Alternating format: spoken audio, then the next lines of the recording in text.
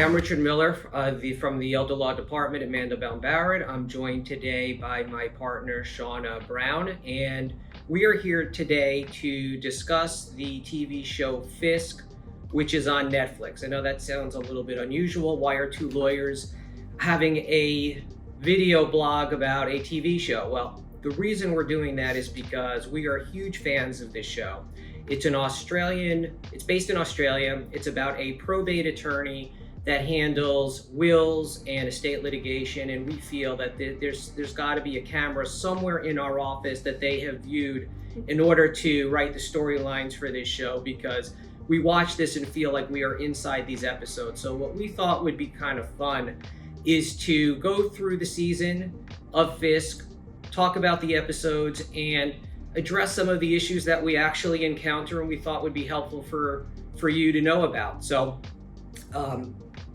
what are your thoughts about Fisk? I know I made you watch this show. I said you have to watch this show because this is what we live every day. Right. So I made you watch it. You watched it. What did you think of it? So I loved the show. I felt very seen as an elder law attorney because in every single episode, there has been a situation that we've dealt with before.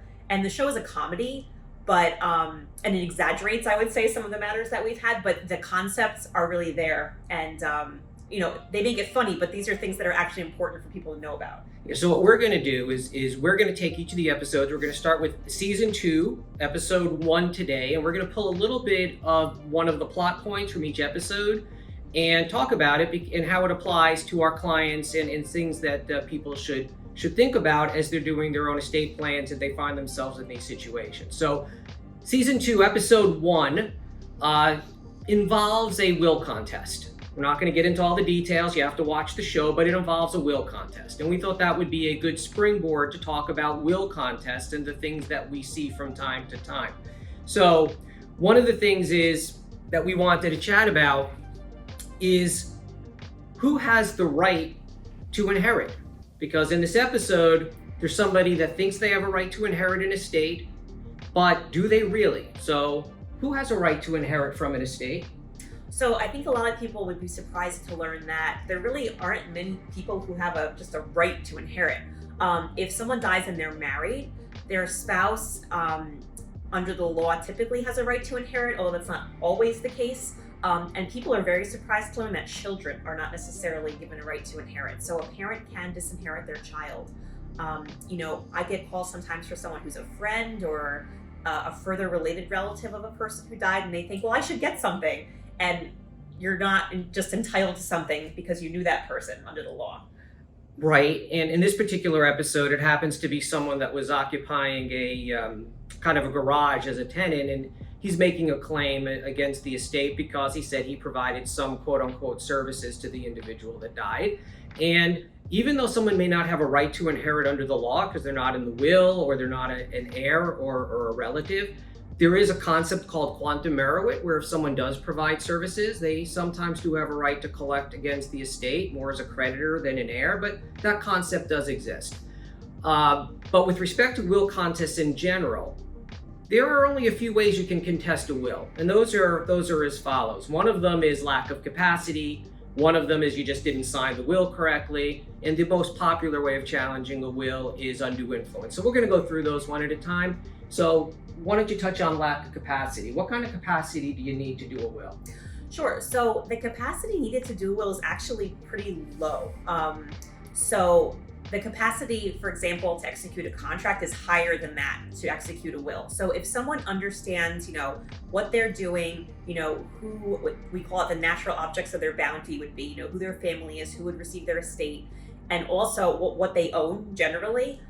If you tick those boxes, you're in good shape to have capacity to do a will. So even if someone has been, say, diagnosed with dementia recently and is still doing well and wants to take care of their affairs, that dementia diagnosis is not going to prevent them from doing a valid will. Yeah, so the bottom line is that you don't need a lot of capacity to do a will.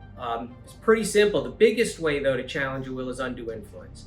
And with undue influence, there's two real issues that need to be addressed. One, was there a confidential relationship between the person who you accuse of maybe coercing the person who have done the will, and 2, were there suspicious circumstances? So basically, undue influence is did somebody convince or coerce somebody to do a will that they wouldn't have done on their own? And that happens all the time. There are allegations made between siblings, blended families, and second marriages. Sometimes it involves caregivers. There are any number of circumstances where undue influence claims are made. And as people get older and maybe there's some medical issues that are underlying, these claims become a little bit more prominent. But that's something that we see from time to time. And in all of this, is important because you need to make sure wishes are documented and documents are done clearly, thoughtfully, and with the right supervision and oversight to avoid some of these problems. Third way to challenge a will is that they weren't signed properly, the documents, but that doesn't happen very often, provided that someone's doing it under the supervision of an attorney. But there are many times that we've seen wills that were signed kind of on their own. So what have you encountered with people doing their own wills, and what's been the outcome of those? Yeah, I mean, in the past, I've seen a will that, when we think of a will, we think of something on, fancy looking paper. Maybe it has a ribbon on the side and, it looks very formal. But I've seen people sign something that really looks like a note. And that's actually been admitted to probate in New Jersey because they're pretty lenient. If something appears to be, they call it a writing intended to be a will, and the person often signs it and they indicate in the note, that this is setting forth their wishes for the distribution of their assets. New Jersey actually will allow something like that to be admitted to probate. So that's our recap of Fisk Season 2, Episode 1. Watch it. We hope you enjoy it, and we always invite you to reach out with your comments.